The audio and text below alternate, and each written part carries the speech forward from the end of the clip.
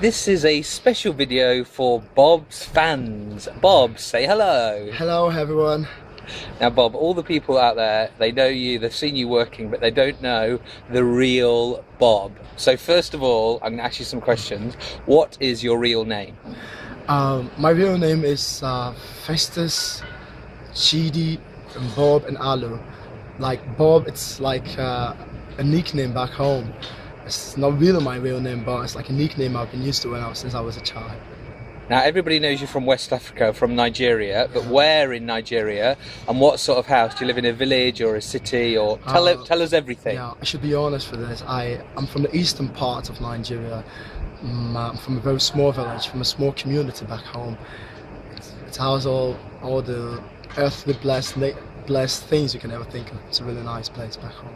Like what? When you look out your window or when you come out your front door, what do you see? I see, we live close to the shore, a little river, beautiful river close to our house.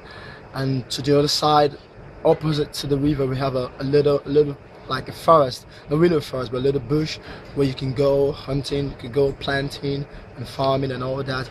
And we have a very beautiful landscape view where you can see all the places from the other side. Yeah. Now tell us about your family. Do you have brothers and sisters? What do your mother and father do? Tell us everything, Bob. Yeah, I have a very small family, not a very big one, like the usual African family, but it's a small one. And I have my mom, though my father is dead. He passed away 2003, September 23. He had a brain tumor and he died shortly after he was taken to the hospital.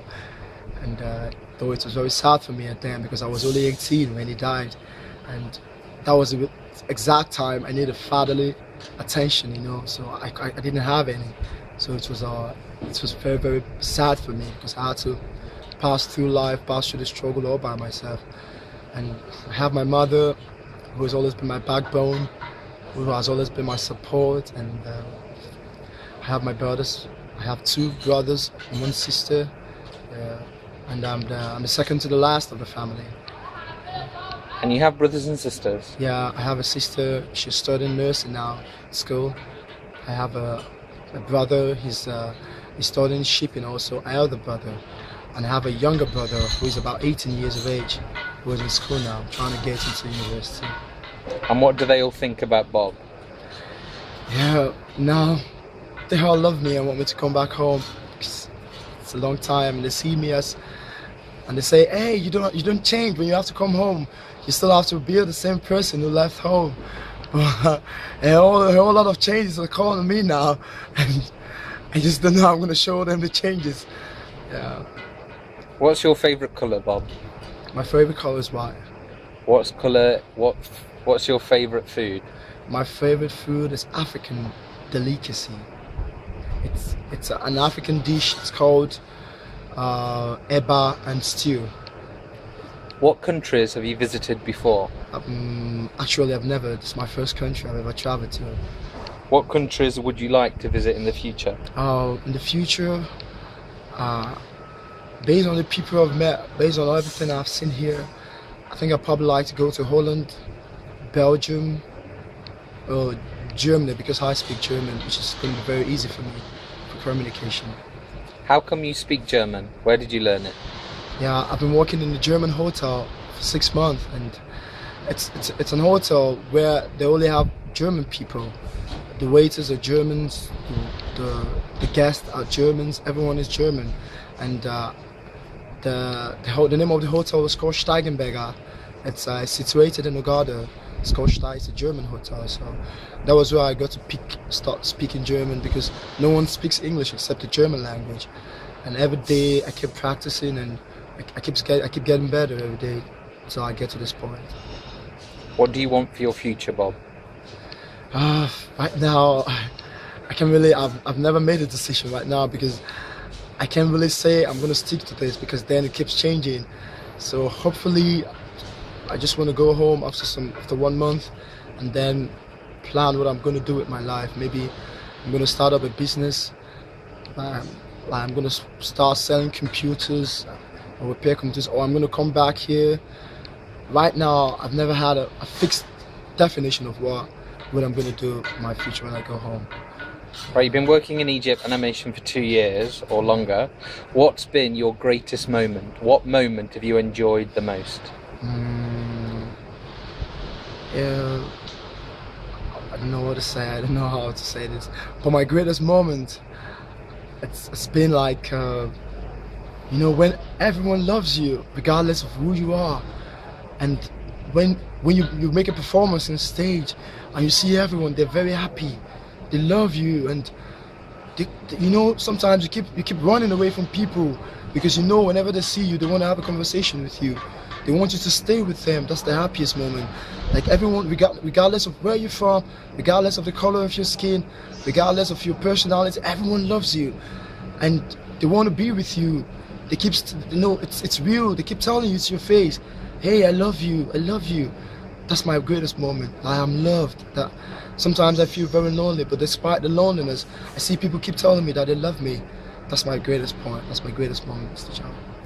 Have you experienced racism while you've been working here in the hotels? Yeah, I've done so many. I've experienced so many racism, so many.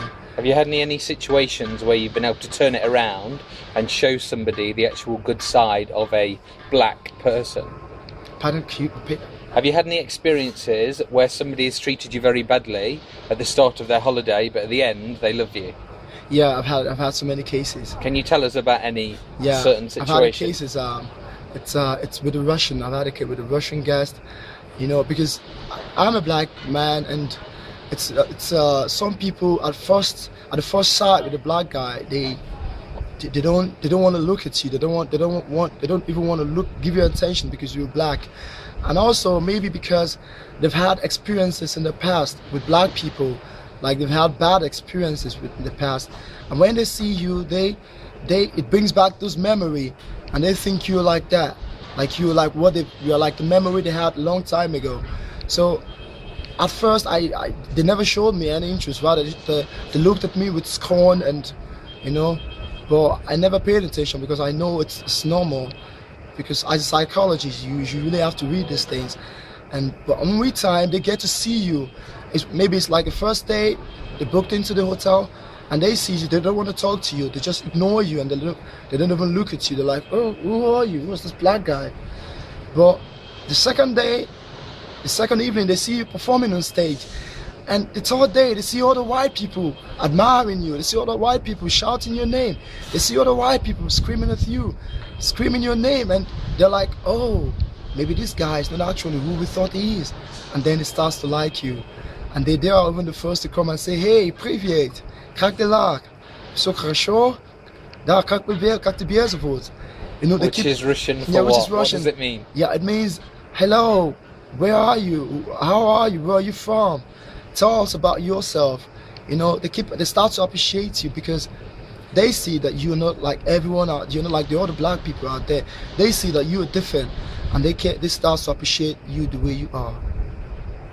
Right, thank you, Bob, for being honest and sharing your thoughts. The final thing, you've got many fans out there. What is your message to your lovely fans who love you a lot? My message to them is, I don't know. I'm gonna show my appreciation to them for everything they've done to me, for the gifts, for the love they've showed on me. I'll ever be indebted to these cause, and I'll always be indebted to them. I wish I could see every one of them, which is not possible, and show them how much I'm grateful, how much I'm being honored by the support, by the encouragement.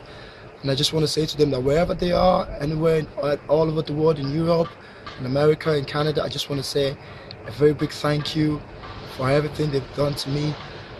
Solely the good Lord out there is going to repay them for everything. And one day I'm going to see them, I'm going to show them how happy I am and how grateful I am. And wherever they are, I just want to let them know that I love them, and I'll always be there for them. Thank you.